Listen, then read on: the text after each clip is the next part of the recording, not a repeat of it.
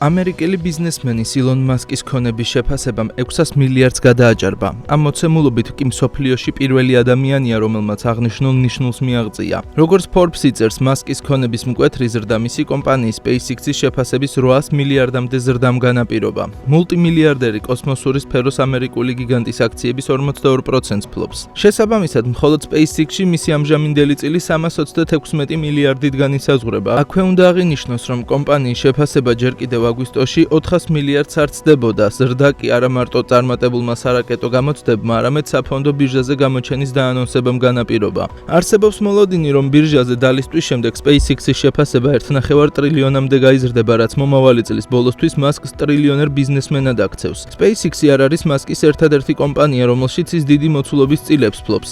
Tesla-ში მისი წილი 12%-ია და 197 მილიარდადაა შეფასებული. მასკის ქონების ნაწილია აქციების 53%-იანი წილი ხელოვნური ინტელექტის მიმართულებით შექმნილ კომპანია XAI-შიც, რომლის საბაზრო შეფასებაც 60 მილიარდს შეადგენს.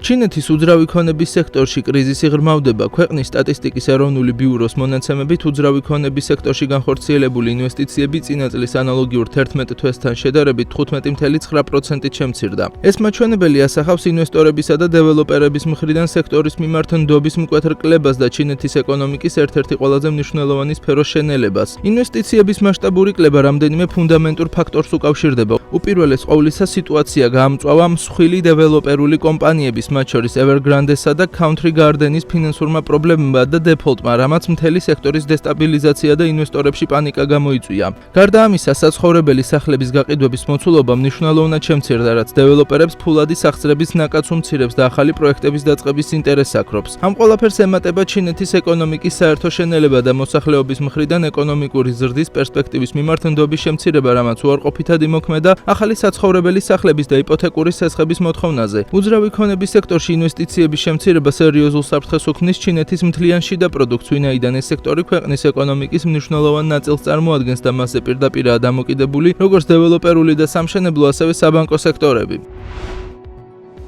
რუსეთის მთავრობის მიერ დაგეგმილი საგადასახადო ცვლილებების ფონზე, რომელიც ქვეყანაში DGG-ს 20%-დან 22%-მდე გაზრდას ითვალისწინებს, ქვეყანაში სამომხმარებლო ფასების ზრდის ტენდენცია შეინიშნება. ანალიტიკოსები და ბიზნეს სექტორის წარმომადგენლები აცხადებენ, რომ გადასახადის ზრდა საბოლოოდ მომხმარებლის ჯიბეზე აისახება, რადგან კომპანიები დანახარჯების ზრდას, პროდუქციისა და მომსახურების ფასების კორექტირებით შეეცდებიან. ეკონომისტების პროგნოზით DGG-ს 2%-ული პუნქტით ზრდა ინფლაციის დამატებით სტიმულირებას გამოიწვევს. ეს განსაკუთრებით შეეხება ყოველდღიური მოხმარების საგნებს, სურსათს და ტანსაცმელს. მიუხედავად იმისა, რომ DGG არ არის პირდაპირი მოგების გადასახადი, მისი ზრდა აძვირებს ნედლეულსა და შუალედურ საქონელს, რაც საბოლოოდ საწარმოო ხარჯების ზრდას იწვევს. მართალია, წინა თვეს რუსეთში 6.6%-იანი ინფლაცია დაფიქსირდა, რაც სამწლიანი მინიმუმია, თუმცა დამოუკიდებელი ექსპერტები ფიქრობენ, რომ სტატისტიკის ეროვნული სამსახურის მიერ წარმოდგენილი მონაცემები არ შეესაბამება სიმართლეს და ის ვლადიმერ პუტინის პოლიტიკურ ნებაზეა მორგებული.